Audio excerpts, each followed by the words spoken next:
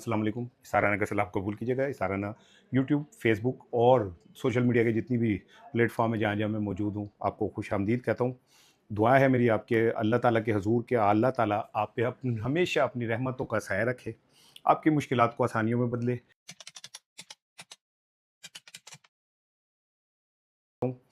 दुआ है मेरी आपके अल्लाह ताला के हजूर के अल्लाह ताला आप पे हमेशा अपनी रहमतों का साया रखे, आपकी मुश्किलात को आसानियों में बदले, आपकी ज़िंदगी में सुकून, तहफ़्फ़ुज़, सेहत, आसूदगी दे आपके घर में, आपके आल औलाद को अल्लाह ताला एक अच्छी आइडियल बनाए जिन बच्चों पे आप फ़ख्र कर सकें।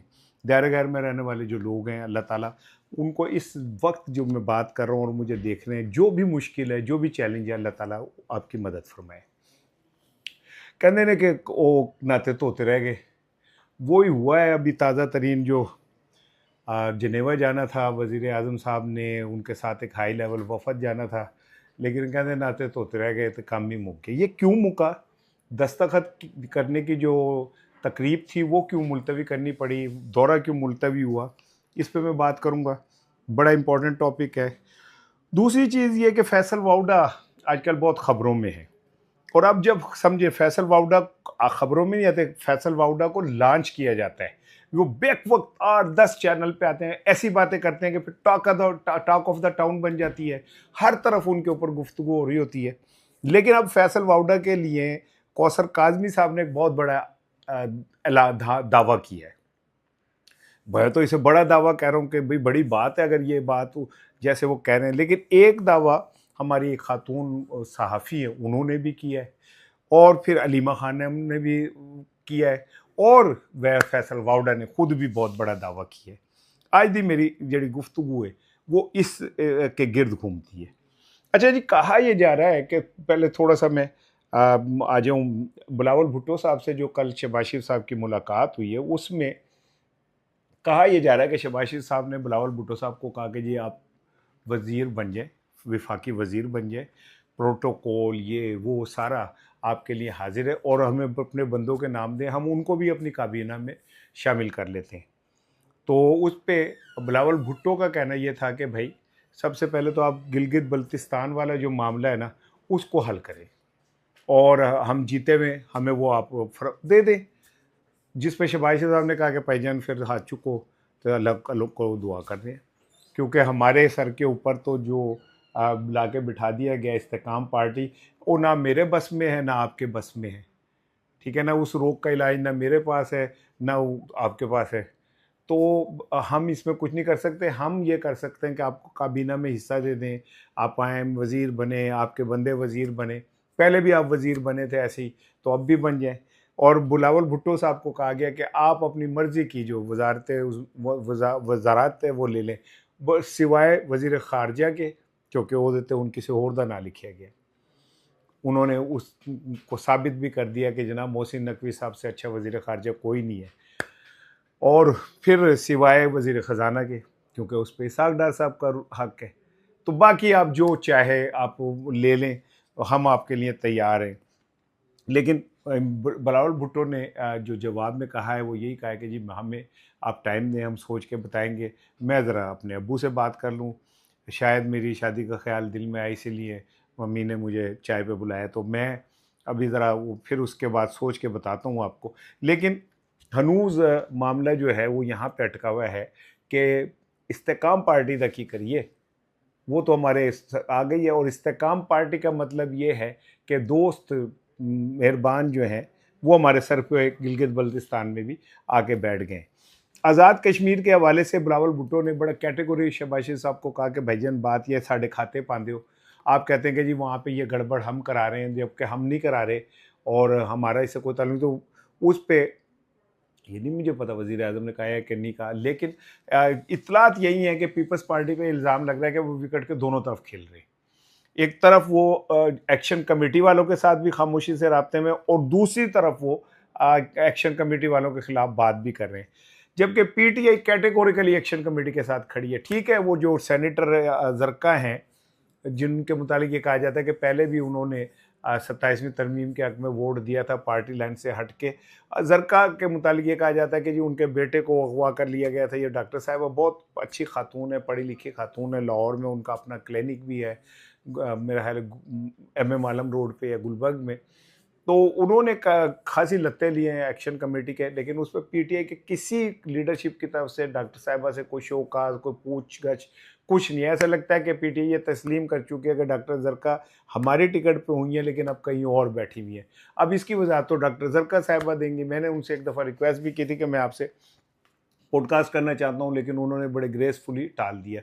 बड़ी ग्रेसफुल खातून है। एनीवे, आज़ाद कश्मीर की सिचुएशन अब ये है कि खुद नून लीग के अंदर जो लोग हैं वो कह रहे हैं कि शहबाज शरीफ साहब को और नवाज शरीफ साहब को कि जनाब ए ਤੁਹਾਡੇ खाते बड़ा वड्डी गेम पैन लगी है। उस पर शहबाज शरीफ साहब का कहना होगा कि भाई साढ़े ते होर गेमां घट पईयां ने, ये भी पड़ जाएगी तो एक गुना और सही। वो एक जुए खाने पे छापा पड़ गया था, तो जो एक जुआरी था वो पहले ही भाग के जाके पुलिस की वैन में बैठ गया। तो पुलिस वाले ने कहा तेनू बड़ी जल्दी, कहता नहीं पिछली दफ़ा भी मैं खड़े होकर गया था। इस बार मेरा वो उनका प्लान मेरा हाल यही है कि भाईजान बैठ के जाएंगे, हमको ऐसी वो नहीं है। लेकिन आज़ाद कश्मीर की सिचुएशन वोस्ट बदतरीन होती जा रही है। इलेक्शन के हवाले से भी रीशेड्यूलिंग आ गई है, ज़रा कागजात नामजदगी की डेट वेट आगे चली गई। लेकिन बिलावल भुट्टो की आज कौमी असम्बली की तकरीर ने, सॉरी मैंने आदत है करन दी, कौमी असम्बली की तकरीर में बिलावल भुट्टो ने ये इंडिकेशन दे दिया है कि इंतखाबात तब कराए जब उनके साथ मामला तय हो जाए, नहीं तो इंतखाबात होंगे नहीं। ये बात अब सबको भी नज़र आ रही है। बहरहाल देखते हैं। वो जो जिनेवा में तकरीब होनी थी दस्तखत की, ये वो एन मौके के ऊपर कैंसिल हो गई है। शहबाज शरीफ साहब अपना टेची केस और सारा कुछ लेके बैठ निकलने लगे हैं, तो उन्हें बताया गया कि जी दौरा कैंसिल हो गया। और आई एम सॉरी सर, आपको तो बेचारा इतनी जिनेवा जाने की काफ़ी दिनों से वो पाकिस्तान में है, तो ज़रा उनको अच्छा नहीं फील हो रहा होगा। को अब तक 34 ऑन रिकॉर्ड दौरे कर चुके हैं वो, और इन दौरों के अंदर को 2,500-3 हज़ार MOU साइन हुए हैं। और इन 2,500-3 हज़ार MOU में से एक पे भी आज तक काम नहीं हुआ। एक दे उत्ते काम नहीं हुआ, एक पे भी कागज के ऊपर दस्तखत नहीं हुए।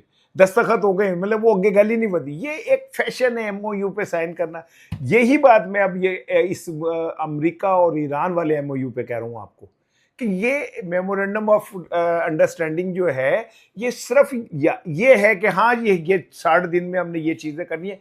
इसमें कहीं इसका मतलब ये नहीं है कि जी दोनों के दरमियान दोस्ती हो गई है। जो नकात अगर आप पढ़ें तो इसमें कोई शक नहीं कि ईरान की विन विन सिचुएशन आ गई है।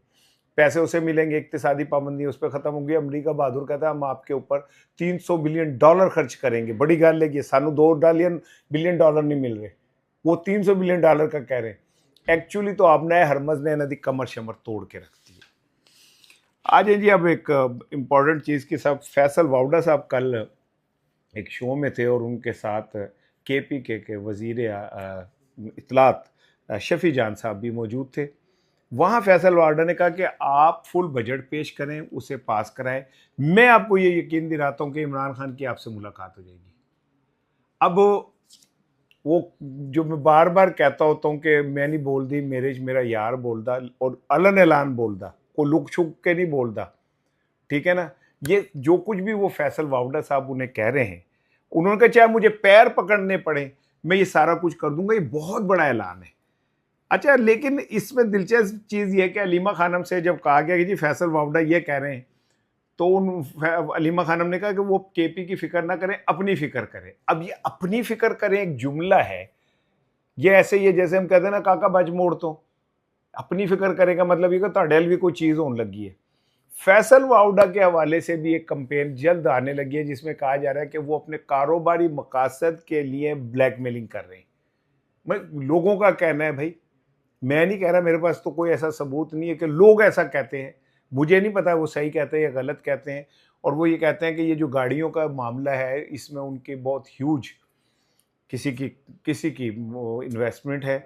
और यही वजह कि वो 2 दिन पहले भी हुमायूं अख्तर से नहीं, हारून अख्तर साहब से उनकी बहस हुई, क्योंकि वो मिनिस्टर हैं और उसके सेक्रेटरी के साथ भी, इस वजारत के सेक्रेटरी जो हैं उनके साथ भी हुई। और वो फ्रस्ट्रेट है। उनका कहना ये कि अरबों रुपए की इन्वेस्टमेंट है जो आगे पीछे हो रही है। या उनके मुखालफों ने अब एक उड़ाई होगी, भाई मुझे तो इससे नहीं पता, साढ़े दिन है ना फीका लग जाए, हम पे ही फीका लग सकती है। क्योंकि जब फैसल वाडा ये कहता है कि जनाब अली पंजाब की एक वजीर आला के नीचे खातून मिनिस्टर जो हैं उन्होंने फ्रंटमैन का किरदार अदा करते हुए अरबों रुपए की करप्शन कर ली है, तो उन पे पीका नहीं लग सकती। कोई उनके ऊपर जाके अदालत में जाके या एनसीसीआई ए में जाके नहीं कह सकता कि इससे कहें जी इल्ज़ाम दे, क्योंकि डर ये कि कहीं दे ही ना दे इल्ज़ाम, फिर की कर लोगे तुसी, पीछे क्या रह जाएगा। अब जो पंजाब हुकूमत के तर्जुमान है कौसर काजमी साहब, उनकी एक मैं पोस्ट देख रहा था, siyaasat.pk के ऊपर पोस्ट आई हुई है, उसमें वो कहते हैं कौसर काजमी साहब के जो फैसल वाडा हैं उन्हें शटअप कॉल दे दी गई है और उनको आइंदा अब वो कहीं इस तरह अपीयर नहीं होंगे, ना इस तरह के इल्ज़ाम लगाएंगे। अच्छा, मेरा सवाल ये है कि फैसल वाडा को शटअप कॉल किसने दी? और ये मैंने हाथ में पकड़ ली, इसमें अर्थ है ना वो मेरे अच्छे लग रहे ऐसी, मैं बड़े बर्दाश्त किया है, मैंने बर्दाश्त है मुझ में, लेकिन अब मैंने हाथ में पकड़ लिया। चलें इस तरह बात कर लेता हूँ कि कौसर काजमी साहब को शटअप कॉल किसने दी है। अब ये समझना पड़ेगा कि कौन दे सकता है। क्या पंजाब हुकूमत, विफाकी हुकूमत में कोई ऐसी जगह है कि वो फैसल वाडा को शटअप कॉल दे सके? उन्होंने तो यहाँ तक कहा कि ये जो सुप्रीम कोर्ट के जज हैं, मैं इनके जनाब सरों की फुटबॉल बनाऊंगा और फुटबॉल खेलूंगा, ठुड्डे मारांगा। और फिर क्या हुआ? कुछ भी नहीं हुआ। इशारा ना बोले तो उसके गले में गाटा फिट हो जाएगा, लेकिन अगर फैसल वाडा बोले तो उसकी एक माजरत पे बात ख़त्म हो जाएगी। इमरान खान एक जज के लिए एक जुमला कह दे तो उस पर बगावत का मुकदमा बन जाएगा, और इमरान खान उस जज को ये भी कह दे कि वो मेरे जज्बात में कह दिया, मैं आपको बहुत आराम करता हूँ, लेकिन माफ़ी नहीं मिलेगी। लेकिन सुप्रीम कोर्ट के जजों को अगर फैसल वाडा ये कहे तो उसका कोई कुछ नहीं बिगाड़ सकता। सो इसका मतलब है कि जो उसके साई हैं उन्होंने उसे शटअप कॉल दी होगी। लेकिन अब मेरा सवाल ये कि क्या फैसल वाडा के इल्ज़ामात सही हैं या गलत हैं? शटअप कॉल छाड़ दो। शटअप कॉल तो कहते हैं कि इस हुकूमत के सबसे आखिरी आदमी को भी मिली है, और उन्हें कहा गया कि ये जो आप हमें अपने बंदों से कह रहे हैं कि जी चुको सानू कि जी ये जो अकॉर्ड होने जा रहा है इसमें इनका भी बड़ा रोल है, छोटे भैया का, तो कोई रोल शोल नहीं है आपका, ये रोल एक ही बंदे का, और ये है भी एक ही बंदे का रोल, इसमें कोई दो राय नहीं है कि इस सारी गेम के अंदर फील्ड मार्शल जो थे वो उन्होंने सारा कलीदी किरदार अदा किया। बाकी तो फिर शामिल बाजे हैं ही हैं, तो शटअप। लेकिन चले, मैं ये इतना सख्त जुमला क्यों कहूँ भाई, लेकिन सवाल ये है कि क्या फैसल वाडा को शटअप कॉल मिलने के बाद जो उनके इल्ज़ामात हैं वो ख़त्म हो जाएंगे? इसकी तो आज़ादाना तहकीकात होनी चाहिए। खुद मरियम साहिबा को मेरा ख्याल है इस पर इंक्वायरी कंडक्ट करवा देनी चाहिए कि भाई ये जो इल्ज़ामात लग रहे हैं उनकी क्लैरिटी आएगी, अवाम में उनका कद बढ़ेगा, उनकी बड़ी तारीफ बल्ले बल्ले होगी कि यार देखो एक सीएम आई जिनके ऊपर इल्ज़ामात लगे करप्शन के, तो उन्होंने कहा चलो जी इसकी तहकीकात कर लो। खुद मरियम औरंगजेब साहिबा को इसके लिए मैदान में आना चाहिए। अब मैं वो उनका क्लिप देख रहा था नदीम साहब का। नदीम साहब ने पता नहीं किन ने कहता है कि यार तुसी जहाज का पीछा नहीं छड़ना, भावें कुछ हो जाए। वो आपने कहते हैं कि उन्होंने जो सवालात भेजे थे वो आज तक उनको जवाब नहीं मिले, और ये हुआ और वो अब उन्होंने जनाब अली के नवा कट्टा खोल दिया। वो कहते हैं कि जनाब हुकूमत जो है, पंजाब की हुकूमत ने अखराजात का जो तखमीना था, मैं ज़रा आपको पढ़ के सुनाता हूँ उनकी बात। जो पंजाब हुकूमत में अखराजात का उन्होंने ये शायद साकिब बशीर साहब की ट्वीट है, नहीं मैं ये खुल नहीं रहा, मैं आपको बताता हूँ। कहते हैं कि जी जो तखमीना था वो था कोई क्या कहते हैं 2024 के अंदर वीआईपी फ़्लाइट्स की मेंटेनेंस एंड ऑपरेशन सेल का वो बिल था 21 करोड़ 44 लाख। 25 में ये बिल जाके बन गया 23 करोड़ 50 लाख। ये बिल है, यानी कि जो flight maintenance international VIP flights चलती है उनकी।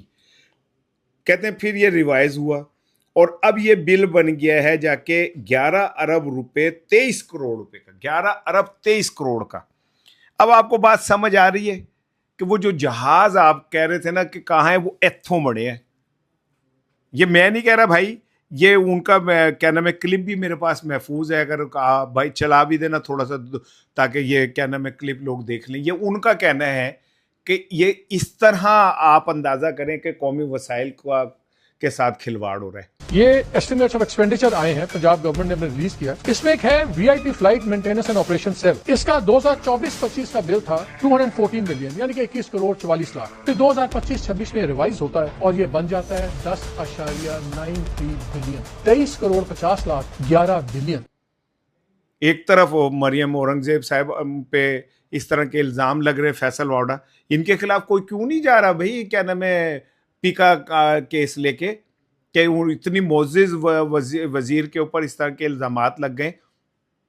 वो क्या कहते हैं कालम निगार जो हैं भट्ट साहब जो हैं, और उनके उन्होंने तो सिर्फ ये लिखा कि ब्यूरो पता नहीं करप्ट, तो तौफीक भट्ट साहब, तो उनके ऊपर तो सब चढ़ दौड़े। तो एक बंदा जो सबके बीच में खड़ा होकर ये सारी बातें कर रहा है और इतने भयानक इल्ज़ामात लगा रहा है, तो उसके खिलाफ कोई क्यों नहीं जा रहा? इसलिए कि कहीं है ना कि साबित ही ना हो जाए। मुझे नहीं पता साबित हो या ना हो, मैं एक बात कर रहा हूँ, मैं तो हैरान हो गया हूँ। गरीदा फारूकी साहिबा ने भी कहीं कहा है कि जी कहीं पे जो हाई लेवल की एक मीटिंग हुई थी उसमें उन्होंने कहा कि ये क्रेडिट सिर्फ एक ही बंदे का, भाई ये जो अकॉर्ड और सुलह शुलह हो रही है। लेकिन बहरहाल मुझे बड़ा दुख हो रहा है कि शबाइशी साहब जिनेवा जाते हुए, हाँ जो सहाफ़ी जा रहे थे मेरे प्यार दोस्त, मेरा ख्याल है मंसूर भाई भी आज रात चले गए थे, उनके साथ मुनीब फारूक साहब भी थे, कुछ और सहाफ़ी भी थे, तो उनको तो खर्चा पड़ गया। इसका मतलब है अगर तकरीब ही नहीं होनी तो वो फिर चलो, लेकिन चाहे हवा बदली हो जाएगी। मंसूर वैसे बड़े खूबसूरत हैं, ज़रा फिरे फुरेंगे, गाने वाने गाएं, माहौल देखें, एंजॉय करें। वो साढ़े वर्गे साफ़ी तो नहीं है ना कि कामों की भी नहीं जा सकते भाई, कि देखते पेट्रोल गड्डी कितना पेगा। अल्लाह ताला उन्हें और अता करे, अल्लाह ताला उन्हें और दे। मेरी तो उनके लिए ढेरों दुआएं हैं। इस बहाने वो पाकिस्तान के इस माहौल से निकल कर थोड़ा सा डिफरेंट से माहौल में जाएंगे, अच्छी बात है, खुश हो। लेकिन बहरहाल सारी तकरीब शकरीब बीच में ही रह गई। इस्लामाबाद हाई कोर्ट के अंदर जनाब अली आज अल कादिर ट्रस्ट केस की समाअत थी, और उसमें जो इमरान खान के वकला थे उन्होंने सज़ा की मौतली के हवाले से दलाइल दिए, कहते हैं बहुत अच्छे दलाइल दिए। उस पे चीफ जस्टिस डोगर साहब ने उन्हें कहा कि अब आप आ जाएँ केस, असल केस की तरफ। तो उन्होंने कहा जी वो उस पर तो हमें अपने क्लाइंट से मशवरा करना है, हिदायत लेनी है, हमें हिदायत लेने की दे दें तो फिर हम आगे बढ़ते हैं। यानी गल उन्होंने उत्थे मुझे ऐसा लगता है कि अदालत चाहती है कि आप मरकज़ी केस के ऊपर दलाइल दें, और इमरान खान साहब के जो वकला हैं वो बड़े तरीके से इमरान खान से मुलाकात को बीच में लाके वो खड़े हो गए, और अब देखते हैं क्या होता है। लेकिन मुझे ऐसा